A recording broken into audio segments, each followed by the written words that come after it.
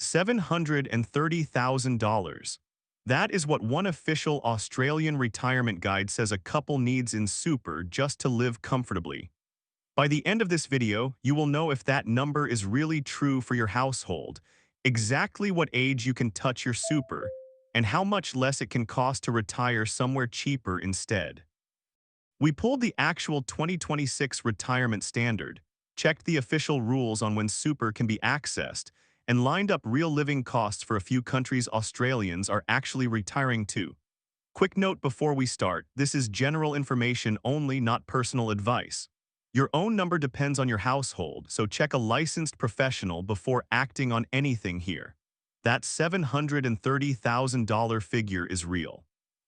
But it is not the whole story, and treating it as one fixed target is where most households get stuck before they even start. It feels unfair because nobody hands you a rule book. You are meant to somehow land near a moving target while also paying rent, raising kids, and keeping the car running. Quietly, the same official standard also lists a modest retirement for a couple at around $120,000. Same country, same age, 6 times the gap. Here is the cleaner way to see it. It is not one target you either hit or fail. It is a spectrum, and where you land depends on the lifestyle, the location, and how long your money needs to stretch.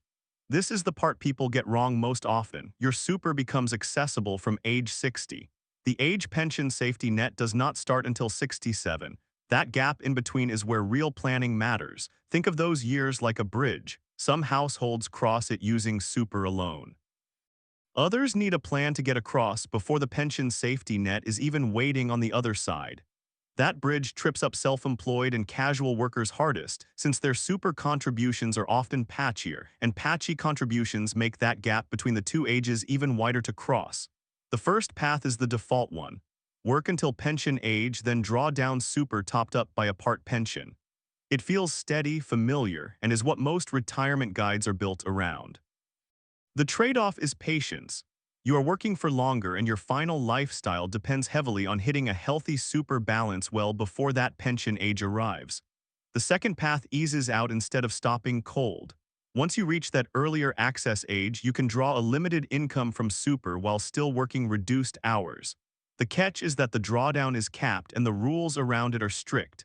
It smooths the transition, but it is not a shortcut to full retirement early. This path has an official name: transition to retirement. Forget the acronym. Think of it as easing off the accelerator instead of stamping on the brake. The third path is stepping away well before super is even accessible, living off savings and investments outside super instead, index funds, shares, or an investment property doing the heavy lifting. This path leans hardest on two incomes doing the saving together, or one very disciplined single income. Either way, the outside bridge needs to be built years before you plan to step onto it. The hurdle is obvious.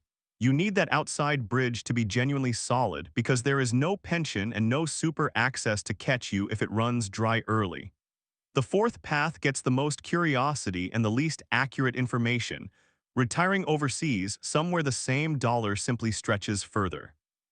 Several popular retirement destinations for Australians came in under $700 a month for everyday living costs, excluding rent. That is a genuinely different lifestyle equation. Popular retirement visa pathways usually set a minimum age and a minimum monthly income you have to prove, renewed every few years. It is a real option, not a loophole, and it comes with paperwork. So pause on this one. If your household is short of the comfortable number, is the answer working longer here, or is it seriously exploring a cheaper life somewhere else? That question feels different depending on your situation. Owning your home outright changes these numbers completely, since most of these targets assume no rent or mortgage left to pay. The biggest surprise when households model this themselves is not the groceries or the rent. It is healthcare, cheap day-to-day cover overseas that quietly does not include repatriation for a serious illness. Whether you are in a capital city or a regional town changes the comfortable number too.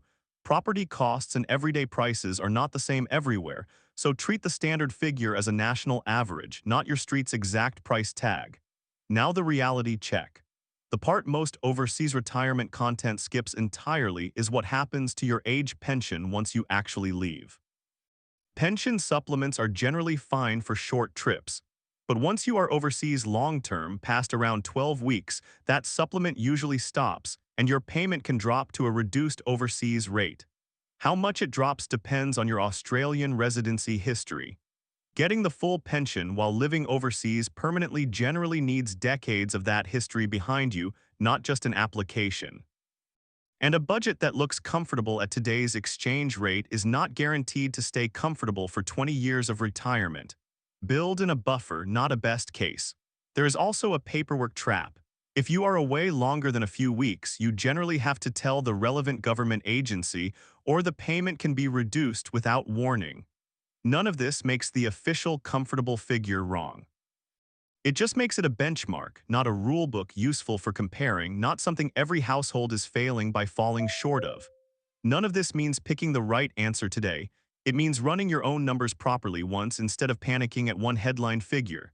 Step 1. Pull your actual super balance across every fund you have ever had. Step 2. Confirm your real access age directly with your fund, not from a friend's situation.